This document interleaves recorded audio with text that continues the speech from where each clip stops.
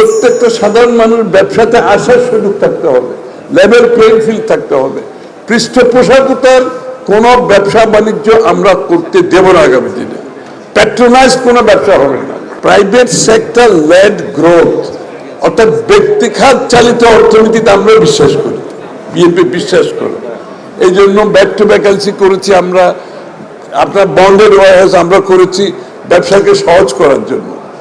আগামী দিনে আরো সহজতর করার জন্য যতগুলো পদক্ষেপ নেওয়ার দরকার আমরা সেই পদক্ষেপ নেব, আমি আপনাদেরকে আশ্বস্ত করছি ইনশাআল্লাহ। এবং আপনাদের পক্ষ থেকে যেটা আমি বলেছি, আপনাদের ক্যাপাসিটি বিল্ডিং করেন যাতে করে আপনাদের সাথে আমাদের কাজ করতে সহজ হয়। আপনাদের ক্যাপাসিটি না থাকলে সরকার তো আপনার কাছ থেকে বেশি কিছু পাবে না, খালি বক্তৃতা পাবে। এই যে স্টেজে দাঁড়িয়ে বক্তৃতা দিয়ে কোনো লাভ নাই। আমরা চাই এক্সাক্ট প্রবলেমগুলো কোথায়, উইকনেসগুলো কোথায়, কিভাবে এগুলো আমরা ডিরেগুলেট করতে পারবো, আমরা লিবারালাইজ করতে পারবো। এই কাজগুলো আপনারা করেন। আর প্যাকেজিং ইন্ডাস্ট্রির সামনে আবারও বলছি, sky is the limit. Packaging industry অনেক বড় গ্লোবাল অপরচুনিটি আছে।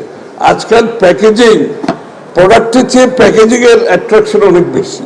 আপনি যখন একটা প্রোডাক্ট কিনি এখন, ওটার প্যাকেজিং এমনভাবে করে যে প্রোডাক্ট দেখার আগে প্যাকেজিং থেকে আমরা খুশি হয়ে যাই। সুতরাং প্যাকেজিং এর ডিমান্ড, রিকোয়ারমেন্ট, প্যাকেজিং এর স্ট্যান্ডার্ড কিন্তু অনেক বাড়ছে। আপনারা এটা একটু স্টাডি করেন, করে আমি মনে করি গ্লোবালি আপনারা প্যাকেজিং, গার্মেন্ট যদি 50 বিলিয়ন করতে পারে, আপনারা 50 বিলিয়ন করতে পারবেন, আমি আপনাদেরকে বলছি। এই আপনারা সিরিয়াসলি যদি দেখেন প্যাকেজিং ইন্ডাস্ট্রিতে আপনার ব্যাক টু ব্যাক ঠিক আছে, দেশের মধ্যে করছেন, ডোমেস্টিক সাপ্লাই এক্সপোর্ট করছেন ঠিক আছে, মাত্র 1.5 বিলিয়ন মতো বাইরে করছে। এই 1.5 বিলিয়নকে আপনি 50 বিলিয়নে নিয়ে যাওয়ার চিন্তা করেন। Global packaging market is big.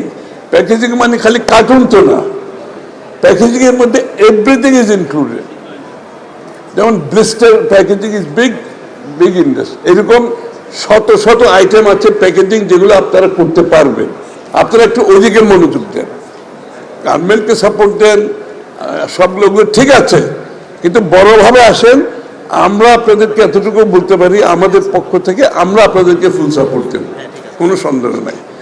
এবং যত 100% এক্সপোর্ট ইন্ডাস্ট্রি বাংলাদেশে হবে, আমরা সবাইকে ব্যাক টু ব্যাক এলসির সুযোগ দেব, বন্ডেড ওয়ারহাউসের সুযোগ দেব। নিশ্চিত থাকেন আপনারা সবাইকে।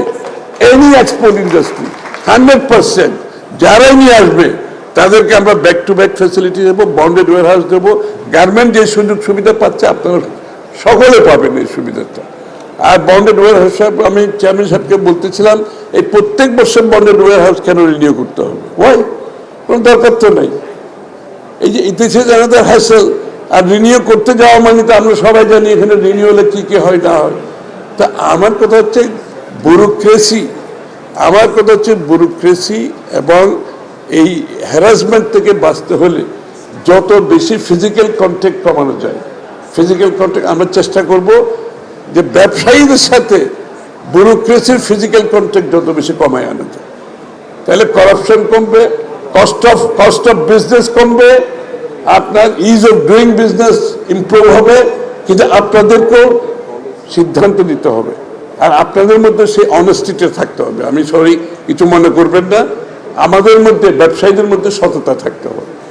আমরা যদি ওই সুযোগ নিয়ে যদি অসৎ কাজ করি, তাহলে কিন্তু সাধারণ ভালো ব্যবসায়ীরা কিন্তু সাফার করতেছে। এটা যাতে না হয়, আপনারা সেলফ রেগুলেট করে। আপনাদের সরকার কেন বলবে? আপনার অ্যাসোসিয়েশন থেকে আপনারা নিজেরা উদ্যোগ নিয়ে যারা অসৎ কাজ করবে, আপনার অ্যাসোসিয়েশন থ্রু সেলফ রেগুলেশন আপনারা বাধাগ্রস্ত করবে। ওয়াই সরকার বাধাগ্রস্ত করার দরকার তো না।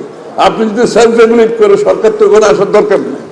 এই কাজগুলো আপনারা করেন, এবং আগামীতে ইনশাআল্লাহ কস্ট অফ ডুইং বিজনেস কমানোর জন্য, ইজ অফ ডুইং বিজনেস বাড়ানোর জন্য সব ধরনের ডিরেগুলেশনের দিকে আমরা যাব, লিবারালাইজেশন দিকে যাব।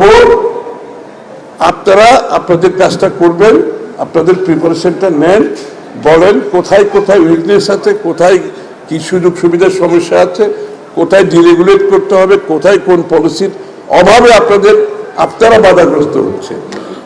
ইনশাআল্লাহ আমাদের স্লোগান একটা এখন, Bangladesh is going to be trading post, open 24/7.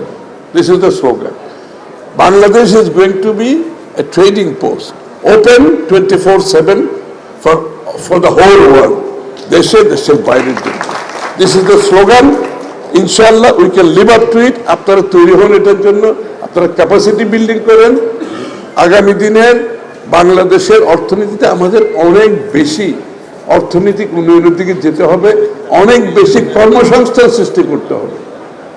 আমরা কর্মসংস্থানটা করবো কোত্থেকে? যদি বিনিয়োগ না হয়, যদি আমাদের জনগণ অংশগ্রহণ করতে না পারে অর্থনীতিতে, সাধারণ মানুষ যদি অর্থনীতির সুফল না পায়, ওই অর্থনৈতিক উন্নয়নের তো কোনো দরকার নেই। প্রত্যেকটা সাধারণ মানুষ ব্যবসাতে আসার সুযোগ থাকতে হবে, লেভেল প্লেইং ফিল্ড থাকতে হবে। পৃষ্ঠপোষকতার কোনো ব্যবসা বাণিজ্য আমরা করতে দেব না আগামী দিনে। প্যাট্রোনাইজ কোনো ব্যবসা হবে না, সকলের জন্য লেভেল প্লেইং ফিল্ড থাকবে ইনশাআল্লাহ।